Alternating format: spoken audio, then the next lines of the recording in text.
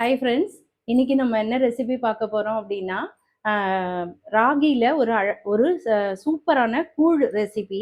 ராகி கூழ் வந்து உடம்புக்கு ரொம்ப நல்லது. நிறைய ஃபைபர் இருக்குது, நிறைய கால்சியம் இருக்குது. பெரியவங்களுக்கு குழந்தைங்களுக்கு எல்லாருக்குமே வேண்டிய ஒரு விஷயம்.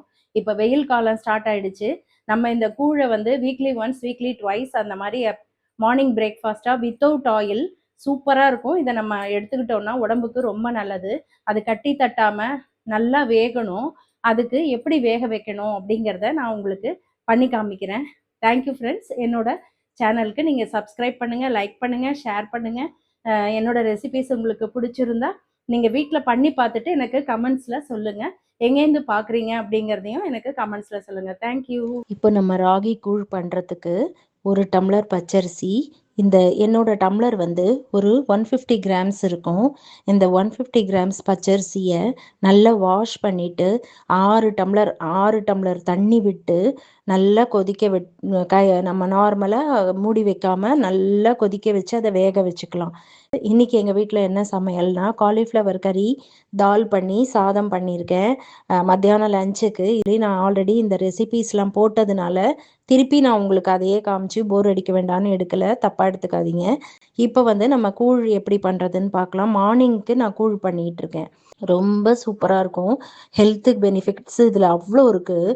ப்ரோபயோட்டிக் ராத்திரி வச்சு நீங்கள் மார்னிங் சாப்பிடும்போது நல்ல மோர் அதெல்லாம் போட்டு சாப்பிடும்போது நிறைய ப்ரோபயோட்டிக்கு, வயிற்றுக்கு அவ்வளோ குளுமை. இப்போ வந்து நல்லா இந்த பச்சரிசி கொதித்து நல்லா வெந்ததுக்கப்புறம் ஒரு 5 கரண்டி, அதாவது 1/2 kg அளவுக்கு ராகி மாவு நான் போட்டுக்கிறேன். இந்த ராகி மாவு நானே வீட்டில் ரெடி பண்ணது. நீங்கள் ரெடிமேடாக கூட வாங்கிக்கலாம், முடியலன்னா. ராகியை களைஞ்சி உணர்த்தி அதை வந்து அரைச்சி வச்சுருக்கேன்.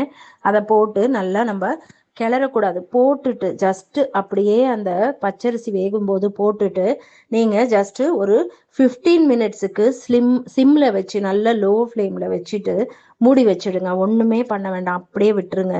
ஒரு 15 மினிட்ஸ் நல்லா மூடி வச்சுட்டு அதுக்கப்புறம் எடுத்தீங்கன்னா மாவு வந்து உங்களுக்கு நல்லா வெந்திருக்கும். அதுக்கப்புறம் இப்போ கிளறுனீங்கன்னா சுத்தமாக கட்டி தட்டாது, நல்லா சூப்பராக கிளற வரும். கை விடாமல் ஒரு 5 நிமிஷம் கிளற மாதிரி இருக்கும். நல்லா 5 நிமிஷம் கிளறிட்டு அதுக்கப்புறமும் ஒரு 5 நிமிஷம் மூடி வைங்க. சிம்மில் வச்சு மூடி வைங்க. தண்ணி கூட கொஞ்சம் தெளித்து மூடி வச்சுக்கோங்க. நீங்கள் இனிமேல் வெயில் காலம் வந்துடுச்சு இல்லையா, நம்ம இதை அடிக்கடி பண்ணி சாப்பிட்லாம். ஆக்சுவலாக இந்த கூழ் வந்து நீங்கள் ராத்திரி நேரத்தில் பண்ணி மூடி வச்சுட்டு மார்னிங் வந்து மோர் கலந்து, தயிர் கிடையாது, மோர் கலந்து நம்ம நல்லா கரைச்சிட்டு அதில் உப்பு போட்டு நம்ம வச்சுருவோம். ஆல்ரெடி இந்த தயிரும் மோரும் கலந்து அதுக்கு தொட்டுக்க சாம்பார் வெங்காயம், மோர் மிளகாய், ஊறுகாய் இந்த மாதிரி ஏதாவது ஒன்று வச்சுக்கலாம்.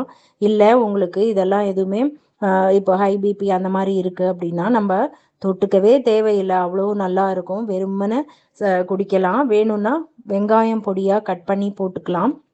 இப்போ நான் மார்னிங்கு இமீடியட்டாக யூஸ் பண்ணுறேன், அதனால் அப்படியே இதை நல்லா கரைச்சிட்டு இதுக்கு தேவையான மோர் விட்டு நான் பாருங்கள் இந்த மாதிரி ரெடி பண்ணியிருக்கேன்.